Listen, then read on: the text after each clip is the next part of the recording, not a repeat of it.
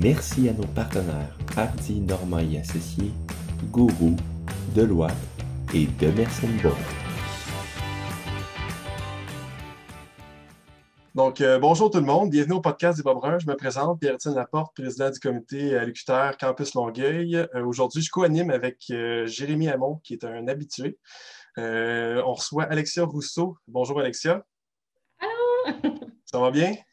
Ben oui, vous autres. Excellent, oui, très bien. Dans le fond, Alexia est une étudiante qui est allée faire son DESS carrément à l'UQTR Campus Longueuil, puis elle a traversé l'épreuve uniforme finale commun, dans le fond, l'épreuve finale commun qu'on dit.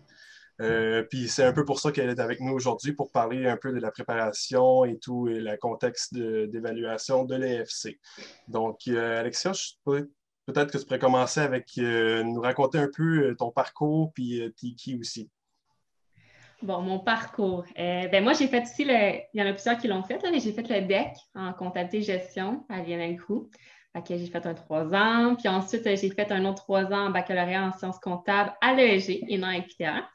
Et puis, après, j'ai fait mon DSS à l'UQTR parce que je trouvais que le programme était super bon et tout. Puis, entre ça, j'ai fait beaucoup de compétitions académiques.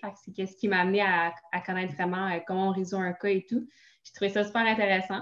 Puis, voilà aujourd'hui que je suis une comptable junior chez Richter après mes études. Super. Puis, qu'est-ce qui t'allume le plus dans la comptabilité? C'est la diversité de sujets qu'on peut avoir sur les différentes entreprises. Ce qui est vraiment intéressant, comme on nous dit, c'est de toucher à plusieurs disciplines qu'on peut toucher à plusieurs secteurs différents. Je trouve ça vraiment intéressant. Puis aussi, admettons, si je suis tannée de faire l'audit, qu'est-ce qui est vraiment intéressant, je peux aller en entreprise ou bien je peux aller me spécialiser en fiscalité. Déjà, la fiscalité, c'est quelque chose qui est super intéressant à cause de la loi et tout. Oui, c'est ça qui m'a vraiment attirée en comptabilité. Oh, super. Mettons qu'on se place en contexte de FC, peux-tu nous raconter un peu comment ça implique, les sacrifices qu'il y a à faire peut-être? Je veux dire, remets-toi dans ta situation de FC, tous les mois préalables un peu, puis on aimerait ça comme un peu connaître justement le contexte. Là. Le contexte, tout d'abord, quand tu étudies, tu n'as pas d'emploi, tu n'as pas le temps de travailler, c'est aussi un sacrifice financier, on va dire ça de même, mais c'est aussi un sacrifice beaucoup un peu sur ta vie sociale, puis ta santé, on va dire ça de même, parce que tu es beaucoup concentré à étudier, tu es vraiment focus là-dessus. Tu rentres vraiment dans un monde ESC pendant 1 an, puis tu fais juste parler de ça, puis c'est ton monde, puis tu te concentres là-dessus. C'est vraiment, je trouve, un gros changement aussi dans la vie parce qu'on priorise beaucoup de trucs. Mettons, les parties, on met ça plus de côté, on le fait, bien sûr, ça fait du bien les 5 à 7, mais on devient vraiment plus comme un adulte, on dirait, quand on arrive à l'EFC, parce qu'il faut vraiment que tu te concentres là-dessus. Je ne sais pas pour vous, mais moi, j'ai fait 7 ans d'études en comptabilité avec mon DEC, puis mon bac, puis le DES, puis c'est comme, hey, je veux le réussir, l'EFC. C'est vrai, ça a été vraiment ça. Puis l'autre question, c'était aussi comment ça a été mon parcours. Les sacrifices un peu que tu as dû faire, en lien avec ça. Là. Mais c'est pas mal ça, c'est aussi financière et moins de Netflix, puis c'est ça. Parce que pour notre audience, peut-être faire comprendre l'audience, le FC, c'est l'examen qu'il y a après le DESS ou le MBA, dans le fond, qui te donne ton titre CPA. Donc, c'est 1 an déjà à temps plein pour le DESS, puis c'est vraiment, comme tu dis, une grosse préparation. Donc, super. Mais ensuite de ça, pourquoi tu aurais choisi de faire le DSS à l'UQTR Longueuil? Tout simplement le programme. Moi, j'ai toujours été quelqu'un qui a choisi le programme et non l'université. Puis UQTR, j'ai vu la réputation justement des professeurs, du programme tout court. On dirait, pour vrai, quand je suis arrivée à UQTR, les profs, là, je me croyais comme à Harvard. Là, les profs étaient insane, ils étaient sa coche, puis j'étais genre wow. T'as un bon support aussi, les profs étaient vraiment là pour nous. Je me rappelle, ils répondaient là, genre à 6 heures le soir en 5 minutes, là, puis ils étaient comme wow. Okay. C'est vraiment pour ça que j'ai choisi UQTR. Ouais. Ce que je voudrais savoir, c'est est-ce que ça te faisait peur, l'EFC? Oui, on le cachera pas, là, j'arriverai pas, ouais, j'ai pas peur. Ça fait peur parce que c'est un peu l'inconnu, au bac, on fait pas tant de cas. C'est sûr que moi, j'étais plus préparée avec les compétitions et tout, mais qu'est-ce qui m'a fait peur, c'est la charge d'études puis de juste étudier. sais, j'ai toujours été quelqu'un de polyvalente, je travaillais, j'allais à l'école, compétition et tout. Puis là, j'arrive juste à étudier. Fait que je pense que c'était vraiment ça qui me faisait peur, là. Puis aussi, mettre un peu le contexte de la pandémie. Cet été, les 4 mois avant justement le FC, je pense que qu'est-ce que j'ai trouvé difficile puis que j'ai failli, genre, comme pas faire le FC, c'est à distance, tu sais. C'est beaucoup par toi-même. Fait que là, t'as personne qui te pousse dans le cul parfois. Fait que c'est vraiment ça, le challenge, je trouve. Tes journées ressemblaient à quoi, mettons? Mes journées, écoute bien ça. Comment tu structurais ça, mettons, pour que ça soit peut-être productif et tout, tu sais, Ben, qu'est-ce que je trouve vraiment important pour le FC, c'est d'être organisé puis efficace dans ton étude. Puis c'est aussi avoir une vie saine, puis avoir comme un horaire. Puis moi, là, Google Agenda, c'était mon meilleur ami. J'étais plus là-dessus que Facebook, là. Tu sais, j'organisais vraiment mon horaire. J'avais des blocs. OK, là, j'étudie comptabilité de gestion. Puis je me mettais même des deadlines. OK, là, je dois avoir touché à tel sujet en comptabilité de gestion jusqu'à vendredi à 8 h le matin. Tu sais, c'est vraiment ça que j'organisais. Puis mes journées, c'était vraiment comme du 8 à 5, comme si je travaillais. Je commençais avec mon smoothie, puis je commençais à travailler. Puis, ouais, j'étudiais de 8 à 5, mais je vais avouer que chaque semaine, c'est tellement différent. Tu sais, je suis vraiment quelqu'un que je focusais plus ce que je devais faire et non genre, OK, de 8 à 5. Tu sais, j'ai terminé mon travail à 3 heures, je n'allais pas continuer à 5 heures. Tu sais, j'ai vraiment terminé selon mes objectifs parce que qu'est-ce qui est vraiment important, là, c'est vraiment de te mettre des objectifs. OK, je dois finir tant à telle heure pour pas arriver à la dernière minute, puis t'es comme, ah, fuck, j'ai trop de trucs à étudier, puis genre, je me sens pas à l'aise dans telle matière et tout. Fait ça a vraiment été comme t'es à l'emploi, là, mais t'étudies à place. Super, intéressant. En tout cas, moi, je commence à m'améliorer, mais Google Agenda, PE, hein, je sais pas. On va y arriver, on va y arriver. Mais tu sais, aussi, durant une journée UFC, qu'est-ce qui est vraiment important? Tu sais, je parle d'études, mais c'est important aussi de prioriser comme ta vie sociale puis une vie saine. Tu sais, c'est con, mais je me mettais des blocs.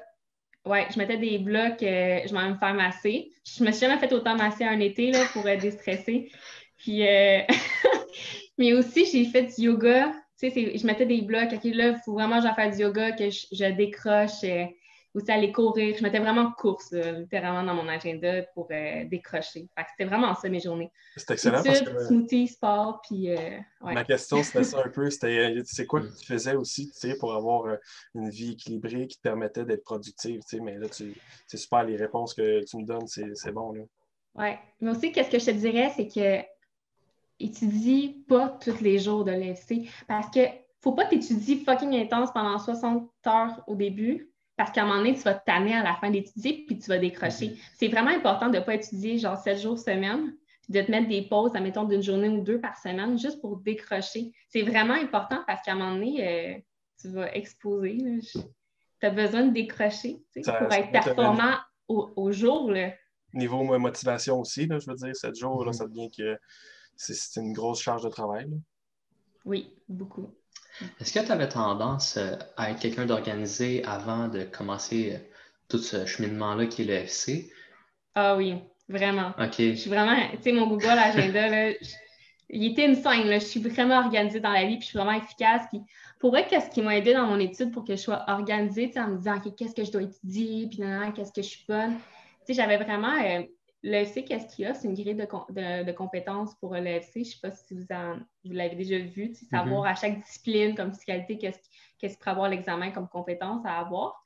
Fait que moi, j'avais mis ça tout dans un fichier Excel avec les normes comptables, puis je mettais un X à côté à chaque compétence puis norme comptable en parenthèse avec le cas que justement on avait étudié pour se préparer. Fait que ça l'aide vraiment à faire ton suivi, puis ouais. Est-ce que le monde étudie ensemble? Est-ce qu'il y a du monde qui étudie juste que tout le monde le fait tout seul? Je veux dire, comment ça s'organise un peu? Ben écoute, c'est un peu difficile avec la pandémie, hein, d'étudier en groupe. Malheureusement, on n'a pas pu avoir ça. Mais je sais qu'il y en a qui le faisaient peut-être sur Zoom. À un moment donné, les professeurs, tu sais, quand on fait une résolution de cas de 5 heures, d'habitude, tu es dans une classe. Hein, tu es comme à l'EFC, là, puis là, tu le fais pendant 5 heures, puis une limite de temps. Malheureusement, cette année, ils ne pouvaient pas faire ça. Fait que qu'est-ce qu'ils ont fait? Ils ont fait un Zoom, on fait tout se mettre dedans, puis le faire tout en même temps. Mais sinon, non. Mais tu sais, qu'est-ce qui est vraiment important là, c'est avoir des buddies, avoir des collègues que tu peux parler. Puis pas nécessairement parler du cas, mais de parler comment tu te sens, comment tu t'organises, tu es rendu où? Tu sais, pas nécessairement par c'est quoi la réponse que tu as donnée à telle demande? Non, c'est vraiment important parce que tu vas être sûr, OK, est-ce que je vais bien? Puis, tu sais, juste en parler pour que les gens disent, OK, t'inquiète, je suis vraiment dans le même bateau que toi, je me sens de la même manière, genre, t'es pas tout seul, tu sais. Fait que je pense que c'est vraiment ça qui est important d'avoir un groupe de collègues pour parler. Si on parle, mettons, excuse, tu peux aller, Jérémy. Ben, continue, t'es sûr. Mais si on parle là, de carrément l'épreuve que tu as vécue au mois de septembre, là, justement, comment tu t'es senti durant cette journée-là? Puis ces 3 journées-là, en fait. Là. Comment je me suis sentie? Je me suis sentie relax. Parce que je me suis préparée à être relax. C'est sûr que j'avais un stress, mais moi, là, avant le FC, je me suis préparée pour être une rockstar. Là. Je me rappelle, là, avant d'arriver à l'examen, puis j'étais comme, yeah, guys, on est capable. Je me suis vraiment sentie comme motivée. Je suis là, je donne mon 110%, puis j'allais vraiment bien. Puis je pense que ma réussite à l'EC, ça a été vraiment, j'étais calme tout le long. Un peu au jour 2, là, je me suis levée, je me suis fait dans le miroir en me disant, tu le coules, c'est pas grave, là, mais en même temps, après, ça l'a bien été. Là, mais, ouais, Avais-tu fait de la visualisation, quoi? La visualisation. De visualiser carrément toi en train de faire le FC puis que c'était pour bien se passer. Avant de le faire, tu penses? Avant de le faire, oui. Hey, j'ai tellement pensé à ça. Puis j'en braillais, là, j'étais comme, là, genre, ça va mal aller. Je me voyais là, sortir de là, brailler en me disant que je vais le couler parce que les gens, ils me disaient ça, tu sais, ils me disaient, moi, quand je sortais de là, à l'extérieur, je braillais, puis je pensais le couler, mais finalement, tu vas pas le couler. Puis là, je suis sortie de là, puis j'étais un peu confuse parce que j'allais bien. Je bagalais dans les rues du centre-ville à Montréal avec ma musique shit hit, puis j'étais genre, hey, ça va bien. Je ferais ça vraiment bizarre. Fait que, ouais, faut pas se mettre trop de pression à visualiser, c'est normal, on visualise ça, mais je pense que ce qui est vraiment important les 3 jours, à quoi visualiser, c'est, hey, qu'est-ce que je fais après le FC le soir? Tu sais, le soir, faut pas t'étudier parce que ça va te stresser le plus, mais faut que tu t'organises, il faut que tu trouves de quoi à faire le soir. Ça, mettons, écoute toutes les Harry Potter ou écoute juste une série pendant les 3 jours, mais je pense que c'est vraiment ça le plus important à visualiser les 3 jours. De toute façon, on est supposé être déjà suffisamment préparé là, avec le Exactement. test et tout ça. Ben oui. Est-ce que tu crois qu'il y a d'autres formations là, à part du test qui peuvent être intéressantes de faire en complément à ça ou complètement à part, mettons? Autre que la compétition, tu veux dire? Ben, des formations pour se préparer à l'AFC, tu penses? Ouais. Oui, exactement. Ben, je sais qu'il y a des, comme nous, chez Richter, dans les cabinets, ils offrent du coaching. Il faut que tu payes, mais parfois tu ne payes pas. Mais ouais, il y a ça aussi. C'est sûr qu'il y a le programme national, mais on dirait que je ne recommande pas tant le programme national à cause de l'encadrement. Tu sais, Equita, ils te met vraiment dans la peau. Là, tu fais le FC, puis les profs, c'est eux qui corrigent. J'en avais 7 cette année, des profs qui corrigeaient le FC. Fait que comment tu peux avoir un meilleur modèle, justement, de formation pour y aller? Mais sinon, il y a le coaching aussi. Tu sais, le coaching, je ne sais pas si c'est dans des cabinets, mais dans le cabinet, il y a ça, puis c'est vraiment des gens qui corrigent aussi le FC. Fait que c'est très bien aussi comme formation qu'on peut avoir de complémentaire. Ouais. OK, super. Sinon, on a remarqué que tu as été bénévole pour l'Omnium financier. Comment est-ce que ça... T'es bénévole? Ben, j'ai été... oui, j'étais là, oui. Oui, j'ai été regarder un peu ton profil LinkedIn. Là. Puis, ben, ouais. dans le fond, c'est ça, tu as été bénévole pour l'Omnium financier. Ouais. Tu confirmes? Oui, mais ça fait 4 ans de ça, mais ouais. Oui, super. Fait que ma question qui s'en vient, c'est comment est-ce que cette expérience-là peut t'avoir aidé dans ton parcours comme pour... Tu parles comme délégué, pas comme bénévole, vraiment un délégué qui fait un pitch puis tout? Ben, les deux. OK. Parce que moi, j'ai fait 4 ans de compétition, là. J'ai joué du commerce puis Omnium, puis j'ai fait 1 an juste comme bénévole. Mais comment ça m'a aidé? Ça m'a aidé grandement parce que ça m'a aidé vraiment à comme savoir comment résoudre un cas puis avoir une bonne structure. Au lieu que ça soit sur Word, c'était vraiment comme sur PowerPoint. Puis sur les PowerPoint, il fallait être une bonne structure puis il fallait vraiment que tu expliques d'une façon vraiment plus explicite que juste donner des points formes qui ne veulent pas nécessairement dire grand-chose. Fait que c'est vraiment ça qui m'a préparée. Puis on dirait que je me croyais, tu sais, avant que tu rentres devant les juges durant les compétitions, puis là, tu fais ton pitch, je me croyais vraiment comme ça quand j'étais à l'AFC. Genre, le petit stress, là. Genre, t'es comme, c'est là. Mais tu sais, c'est un bon stress, là. Mais c'est là. Puis là, j'étais comme, OK, on part à l'aventure, on s'en va faire notre pitch. Je pense que c'est vraiment semblable un peu les deux. Mais est-ce que c'est moins de préparation. Ça pourrait être un bon complément, dans le fond, là, oui. Pour un étudiant qui veut. Oh, ouais. Moi, je recommande fois 1000 faire ça parce que, tu sais, à 8 heures, la formation durant le bac, ce qui est intéressant, c'est que vous avez des cours de cas à faire. Malheureusement, à l'ESG, on n'a pas ça. Fait que moi, je pense que ça a été un grand atout justement pour moi. Je sais que quand tu arrives au DES à UQTR, ils t'offrent 2 semaines de formation pour résoudre des cas. Moi, je ne l'ai pas faite. Je préférais aller au Pérou. Puis nous, je me suis dit, j'ai fait 3 ans de compétition académique, fait que je suis correcte. Mais ouais, c'est vraiment... moi, j'encourage tout le monde. Puis en même temps, tu rencontres tellement des gens dans le même milieu que toi. Vraiment, c'est... Ouais. Fait qu'on pourrait carrément dire que tes compétitions à l'Omnium financier t'ont aidé à être plus calme la journée de l'EFC. Ouais. Mais déjà, je suis quelqu'un de calme dans la vie. Tu sais, je pense pas que c'est à cause de ça. Je suis quand même quelqu'un pas tant stressé, calme. Puis pour vrai, je donne un petit truc. Là, si vous n'avez pas encore découvert ça pour vos examens, mais la méditation avant de vous coucher, là, ça l'aide, là, je vous jure. Là. Vous écoutez juste 20 minutes de méditation avant de vous coucher, puis ça déstresse avant de faire l'examen ou un pitch du cours. C'est quoi que tu écoutes? As-tu un exemple? En fait, c'est sur une application Breathe. Fait que c'est de la méditation, c'est quelqu'un qui parle en disant déstresse, tout va bien aller, la lune regarde. C'est vraiment. Ouais, je faisais beaucoup ça avant. Je pense pas que ça va surprendre les membres du comité. Là, mais... non, ça ne surprend pas. Mais good, c'est bon, on continue pour vrai pour ton DES. Ah, mais c'est ça, j'ai arrêté un petit peu, mais ouais, qu'est-ce qui est yoga, ça fait vraiment du bien, je trouve. Ah ouais. Vraiment. Par rapport à ce qui est des candidatures au niveau recrutement, tes implications là, dans des jeux comme l'Omnium financier et tout ça, comment est-ce que ça te donne une longueur d'avance d'après toi par rapport aux autres candidatures? Pour le recrutement, tu parles dans les stages? Oui, exactement. OK. Ben, je pense pas que c'est ça qui m'a fait donner des points. Je pense que c'est vraiment... je pense que c'est le réseautage. Tu sais, moi, avant de rentrer chez Victor, j'en connaissais beaucoup des gens là-bas parce que je me suis impliquée à l'association étudiante, dans le comité CPA et tout. Puis aussi, qu'est-ce qui est nice, justement, dans les compétitions, tu as un réseautage. Il y a plein de 5 à 7, tu rencontres des gens. Tout. Fait que je pense que c'est ça qui aide pour le recrutement. Parce que souvent, l'employeur, qu'est-ce qu'il veut? Il veut voir est-ce qu'on a un bon fit ensemble. Puis s'il voit qu'il y a plein de gens qui me connaissent et me disent « Ouais, Alexia, elle donne vraiment une bonne ambiance, puis elle est super travaillante et tout. » Bien, ça donne vraiment des points. Fait que oui, ça donne une longueur d'avance, justement, quand tu t'impliques tout court, en fait. Si on revient un peu là, à ton parcours à l'école et tout, puis ton Omnium financier, ton implication, as-tu une anecdote cocasse ou bien des moments mémorables que tu pourrais partager avec nous? Oh mon Dieu! Des moments cocasses. Moi, je me suis déjà présentée comme présidente pour l'association.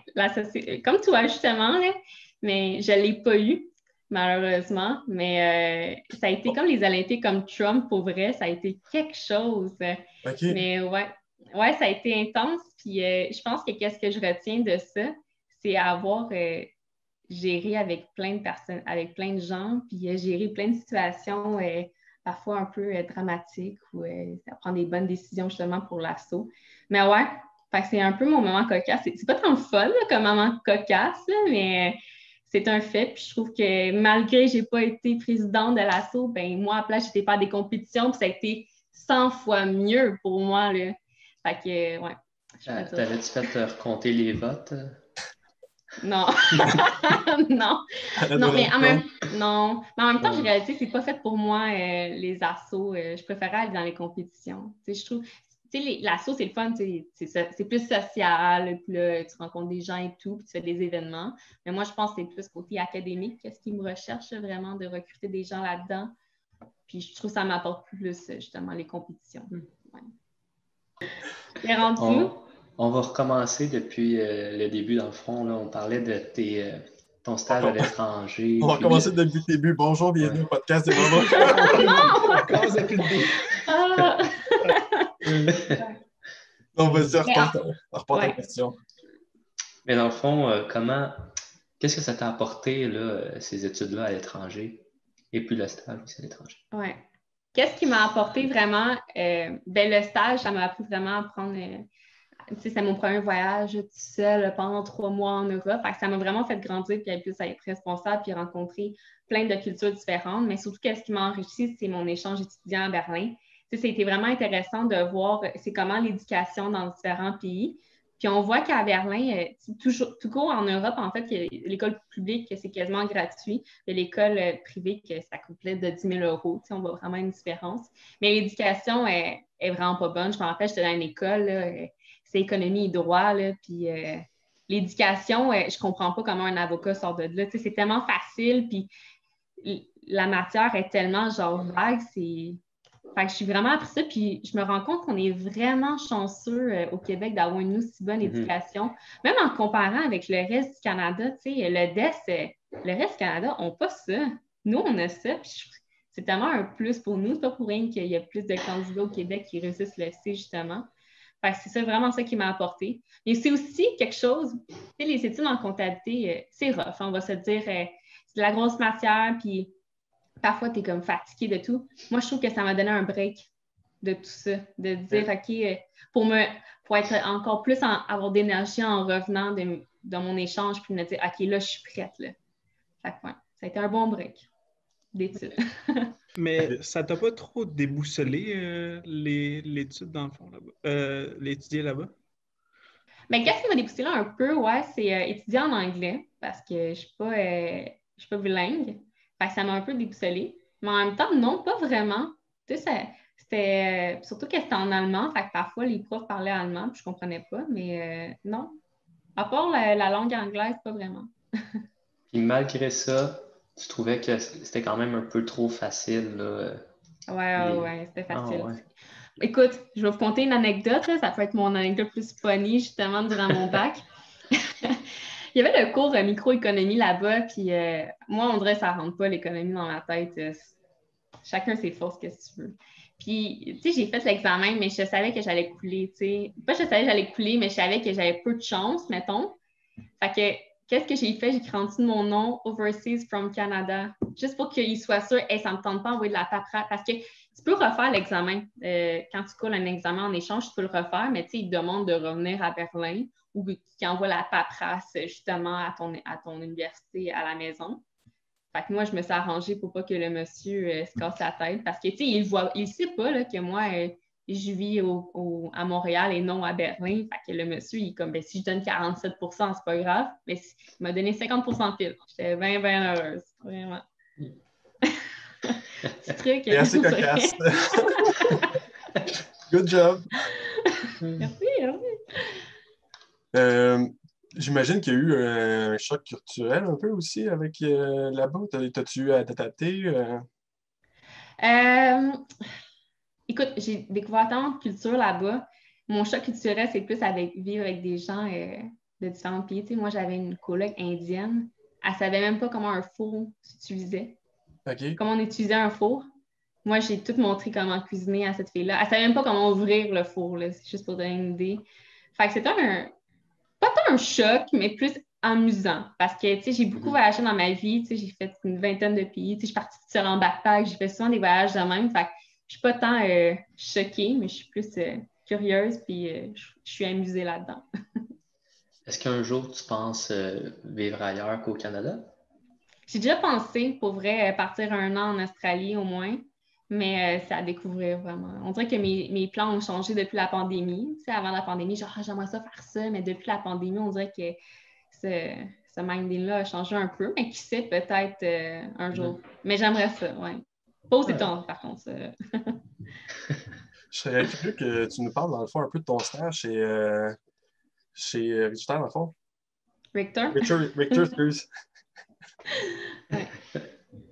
Mon stage, comment c'est et tout. Exact, oui. Comment est-ce que Ok. tu es venu à intégrer cette entreprise, ce cabinet-là, dans le fond? Puis, Ben écoute, OK.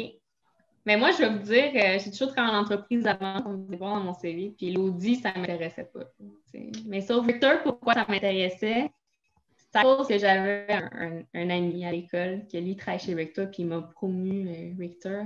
Puis Richter, qu'est-ce qui est super, c'est l'ambiance, c'est comme une famille, c'est extraordinaire. Puis, tu sais, qu'est-ce que j'aime justement de Richter, c'est que c'est un petit cabinet, fait que tu touches à plusieurs sections à comparer si on compare les Big Four.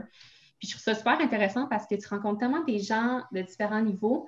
Puis qu'est-ce que j'ai trouvé vraiment intéressant là-dedans, c'est que les associés, là, ils ne se pensent pas pour des rois, là, vraiment pas. C'est vraiment, ils t'arrivent dans le bureau, puis c'est comme s'ils te connaissent depuis longtemps, puis ils te parlent de rien. Tu sais, c'est vraiment une belle ambiance, puis tu apprends tellement parce que les gens sont tellement là pour toi. Fait que, pour vrai, j'ai vraiment une belle expérience chez Richter, là, vraiment. Puis je compte à rester une couple d'années, qui sait.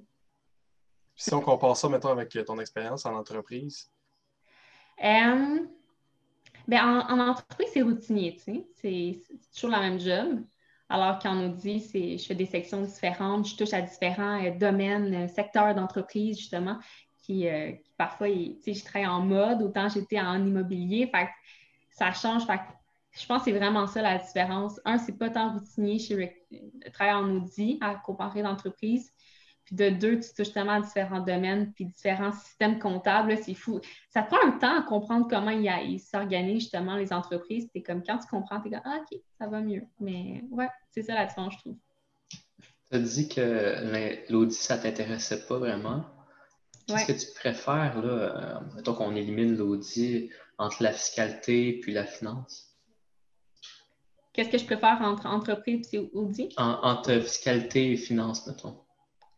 Entre les deux, je préfère fiscalité. OK. Parce que j'aime beaucoup le droit, en fait. Là. Puis moi, j'ai fait les études du commerce en fiscalité, justement, puis j'ai adoré ça. Là. Je trouve que c'est tellement une bonne matière. Pas facile à étudier, on va se le dire, là, mais ouais, ça serait fiscalité. Parce que finance, je trouve que c'est trop risqué, genre. On dirait que... Ouais. Qu'est-ce que tu veux dire par risqué? Mais les actions, puis là, t'achètes à telle place, est-ce que je devrais le vendre? Puis là, tu dois tellement te renseigner sur l'entreprise et tout. Et c'est intense, ça. Ouais. Tu as moins de contrôle un peu, c'est ça. Ouais, exactement. Puis j'aime pas ça, perdre le contrôle. Fait qu'on dirait que fiscalité, je serais plus sûre. Okay. Parce que c'est la loi, tu sais. Ouais. Mais mettons de la comptabilité financière, là. Tu sais, qu'est-ce qui a trait un peu plus à ça? Est-ce que tu t'en occupes des fois? Ou? Oui, c'est sûr qu'on s'en occupe pour savoir à ce qui répond vraiment à la norme. Puis je trouve ça super intéressant parce qu'encore là, ça touche un peu, ça touche des normes. Parce qu'on applique ou non. Puis là, parfois, tu es comme, ah, ça dépend. Puis là, tu analyses. Ah, ça, j'aime ça. Tu analyses, là, puis tu trouves une décision. Puis il n'y a pas de juste milieu. Il faut vraiment que. Parfois, ça dépend. Puis, ouais, je trouve ça vraiment. C'est cool. quoi que tu aimerais le plus, que tu aimes le plus, en fait, de faire dans ton travail actuel, peut-être? Qu'est-ce que j'aime beaucoup? C'est. Là, c'est sûr que la job est moins intéressante comme junior, là, on ne se le cachera pas. Qu'est-ce que j'aime beaucoup, c'est discuter avec les clients, genre quel contrôle qui est appelé, comment ça fonctionne là-bas, juste comprendre leur cycle comptable là-bas, comment ça fonctionne, comment ils s'organisent. Je pense que c'est vraiment ça que j'aime beaucoup en audit, justement. Ouais. T'aurais-tu, mettons, si tu veux inspirer les étudiants là, ou les futurs étudiants qui voudraient faire le parcours CPA, t'aurais-tu une petite phrase ou des mots pour les aider, pour les inspirer, dans le fond? Qu'est-ce que je dirais, c'est qu'en comptabilité, qu'est-ce qui est super, puis avoir le titre CPA, c'est que tu peux tellement te diversifier dans plusieurs domaines différents. Tu as une sûreté d'avoir un emploi, puis tu peux tellement changer de discipline. Si tu vas en comptabilité de gestion, vas-y. Tu sais, tu peux changer, c'est ça qui est vraiment cool. Tu n'as pas besoin de retourner à l'école. C'est sûr, si tu es là en fiscalité, il faut que tu retournes. Mais même là, c'est vraiment ça que je trouve ça super, rester en comptabilité pour devenir CPA. Puis c'est un bon titre qui ressort bien pour avoir un emploi sûr. Ouais. Surtout durant la pandémie, tu étais un peu craintif. Tu es comme, ouais, peut-être aller en insectarium, c'est pas la meilleure solution, mais finalement, en comptabilité, tu t'en sors bien. Si t'avais, mettons, là, si tu avais à faire un autre métier que CPA, tu aurais fait quoi? Écoute, moi, je voulais être directrice en marketing. J'aime ça vendre. Tu sais, j'aime ça. Ouais, ça serait là-dedans, partager des points de vue. Mais en même temps, j'aime pas. Désolée du terme, mais j'aime pas manipuler les gens, on va dire ça de même, tu sais, en mettant. Tu sais, le marketing, je trouve ça un peu ça parfois. Là, tu joues dans la tête des gens, puis ça, je ne trippe pas. Fait que c'est pour ça que je me suis retirée là-dessus. Mais ce serait le métier que je ferais sans manipuler les gens, évidemment. Là. Ça serait de trouver des idées pour améliorer le service à la clientèle, mettons. Ouais. Le documentaire Social Dilemma, t'as pas aimé ça? Hein? Écoute, ça a été beaucoup de pensées dans ma tête. J'ai beaucoup réfléchi là-dessus. Ouais, j'ai pas tant aimé, vraiment pas. J'ai enlevé Snapchat, tu sais, j'ai enlevé la location parce que je sais que les gens me suivent, tout, là, genre, j'aime pas ça. Puis, ouais. Tu parles de quel documentaire, puis? Un documentaire, ça s'appelle Social Dilemma. Puis ça parle carrément de Facebook, Google, puis tous les réseaux sociaux qui ont comme une emprise sur ton subconscient, dans le fond, qui te contrôle à travers les notifications et tout. Là. Ok, je pense que je l'ai vu. Ouais. C'est pas bon pour elle. C'est sur Netflix, tu dirais écouter Ouais, ça. mais je pense que je connais le titre en français, je pense, pour ça. Ah, c'est... Ah ouais, en français, je sais pas. J'ai Netflix en anglais, moi, avec moi. Mais, ouais, mais moi, j'écoute en anglais, mais je l'ai mis en français, non. les setups. Là. C'est comme une habitude, mais ouais, moi aussi, j'ai fait la même affaire, là, couper les notifications de beaucoup d'affaires, parce que sinon, on dirait que ça accroche vraiment. Là, puis... Vraiment. Moi, ça nuit à ma productivité, mettons. Ça, je le sais, là. C'est une des raisons pourquoi souvent je commence à faire mes études tard le soir parce que le monde est couché, je ne reçois plus rien. Mais tu sais, ça dérange vraiment le téléphone, puis c'est pas à dire, mais quand tu étudies là, pour être efficace, tu le tasses, là, ton téléphone. Il faut vraiment que tu te mettes genre, OK, là, j'étudie pendant 2 heures, je n'arrête pas. C'est comme ça donne efficace, puis c'est comme ça, tu ne vas pas étudier près de 50 heures pour ton AFC. Là. Tu vas même pouvoir travailler, juste étudier pendant 20 heures semaine en étant aussi efficace de même, ne pas avoir ton téléphone dans les mains. C'est difficile à dire, mais ça fait. Puis mettons, la prochaine question serait, as-tu des décisions, bien des choses que tu as faites là, à chaque jour, quotidiennement, mettons que tu te remercies d'avoir faites, qui t'ont amené vers le succès? Mettons, si tu avais, mettons, une chose à dire que tu as faite, une décision que tu as faite, ou bien que tu as faite par qui m'a amené à mon succès? Qui t'a amené à ton succès. Ben moi, qu'est-ce que je me remercie. Puis d'ailleurs, c'est drôle parce que j'ai vu un post de Facebook de moi il y a 4 ans, j'ai fait ça. Ma meilleure décision, je pense, c'est partir et faire un stage à l'étranger. Vraiment de parcourir là-dedans puis d'avoir ouvert mon esprit sur la culture et tout. Je pense que je me remercie beaucoup là-dessus parce que je suis plus ouverte d'esprit avec ça. Puis ça me permet, genre, vraiment plus comprendre les différentes cultures. Tu sais, vous, je pense que vous êtes plus dans la Rive-Sud, mais à Montréal, tu sais, on découvre vraiment des différentes cultures, tu sais, dans le domaine. Fait que c'est super intéressant de comme mieux les comprendre. Puis c'est aussi dans ton emploi, tu sais, il y a différentes cultures que tu rencontres. Tu es comme, pourquoi ils pensent comme ça? Je comprends pas. Fait que j'ai vraiment trouvé ça intéressant. Mais surtout, qu'est-ce qui m'a poussée avec ça, c'est d'avoir grandi là-dedans puis d'être plus responsable. Puis, tu sais, moi, j'étais seule en backpack là-bas, là. Tu sais, j'avais personne à côté de moi. Fait que c'est vraiment de devenir débrouillarde autant. Puis c'est pour ça que je me remercie d'avoir été à l'étranger aussi souvent. Puis aussi, surtout, d'en avoir profité avant d'arriver à un emploi que j'ai seulement 3 semaines par année de vacances. Ouais. Sinon, tu as fait les Jeux du commerce aussi? Oui! Oui, peux-tu nous parler de cette expérience-là? J'ai fait 2 années, là, mais je vais vous parler de mon année 2020 parce que mon équipe, là, il est insane. J'ai tellement une belle équipe. Pour vrai, je me contente tellement chanceuse. Puis on a eu un podium. Je suis vraiment contente. Tu sais, j'ai fait 3 ans académique, puis c'était mon premier podium. J'étais tellement contente. Puis nous, notre prof, pas notre prof, mais notre coach, c'est Nicolas Blais. C'est un coach, ça coche, là, genre, il était vraiment là pour nous, puis, tu sais, il donnait vraiment des bonnes questions, puis il faisait vraiment le rôle de juge. Là. Pour vrai, j'ai adoré mon expérience avec mes collègues, justement, puis avec Nicolas Blais, puis d'avoir ramené là, puis avoir ramené un podium, justement, pour EQTR, c'est vraiment une belle réussite. Ça a bien commencé 2020, tu sais, ça a été en début 2020, fait que je suis contente, ouais. Right. Je vous le souhaite de le faire, l'expérience, pour vrai, c'est une chose à faire au moins dans ta vie. Juste vivre le thrill de compétition, c'est cool. Puis maintenant, pour conclure, qu'est-ce qu'on peut te souhaiter pour l'avenir? D'aimer la comptabilité encore? Non, pour vrai. C'est-tu difficile? Non, c'est pas difficile. C'est d'aimer ça, de devenir une adulte sur le marché du travail. Ouais, on va dire ça comme ça. J'ai été une personne beaucoup impliquée, j'ai beaucoup fait différentes choses. Mais je pense que ce qu'on pourrait me souhaiter, c'est un bon succès dans mon avenir. Puis il y a une dernière chose que j'aimerais aussi parler, parce que je pensais beaucoup à ça, tu sais, je pensais au podcast. Puis quelque chose que je voudrais vraiment partager avec les jeunes pour l'EFC, justement. Qu'est-ce qui est vraiment important, l'EFC, là? C'est d'arriver confiant, tu sais.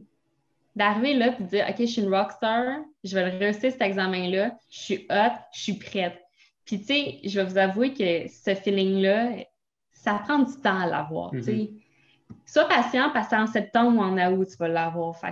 Mais si tu y travailles aussi fort, puis tu donnes le mieux que tu peux, puis fais pas plus que 40 heures d'études, là, ça va bien aller. Puis vraiment, là, à obtenir la confiance. Tu sais, rappelez-vous genre de 3 choses là, pour l'FC. Être compétent, confiant, puis être calme. Être calme, parce que ça peut tellement te déstabiliser de ne pas être calme. L'FC, là, juste pour vous dire, là, c'est l'examen le plus dur. Pourquoi c'est le plus dur? Pourquoi c'est l'examen le plus dur à vous? Même si vous avez fait d'autres FC avant, c'est parce que c'est l'examen qui te déstabilise le plus. Tu sais, il y a des questions que tu n'as jamais pensé à avoir, un contexte que tu n'as jamais pensé à vraiment analyser. Fait que ça va vraiment t'aider à rester calme parce que sinon, là, tu vas avoir le syndrome de la feuille blanche puis tu vas capoter. Fait que le truc, c'est de prendre, même parfois, juste prendre 2 minutes de respiration, là, prendre 3 bonnes respirations durant l'examen, puis OK, genre, je suis hâte à répondre, je prends mon approche CPE, puis ça, genre, je vais kill l'examen. Là. Fait que de vraiment avoir une bonne attitude pour faire l'EFC, puis de pas décrocher, parce que je sais que c'est des hauts et des bas, malgré toute cette aventure. C'est vraiment une aventure. Dis-toi que tu pars à l'aventure. Moi, je me voyais, là, puis là, j'amène mon backpack, puis je pars, là. Je me voyais vraiment comme ça. Fait que, essaie de trouver un côté amusant, justement, de faire l'EFC, puis pas de dire « Ah, fuck ma vie, l'examen, c'est tellement difficile. » Non, amuse-toi. C'est une fois dans ta vie. Je te le souhaite, une fois dans ta vie. Je me le souhaite aussi, parce que les résultats sont pas sortis, là, mais c'est une fois dans ta vie, puis vis ça à fond. Ouais. Merci beaucoup. De vraiment bons conseils. Très bel échange. Intéressant aussi. Merci.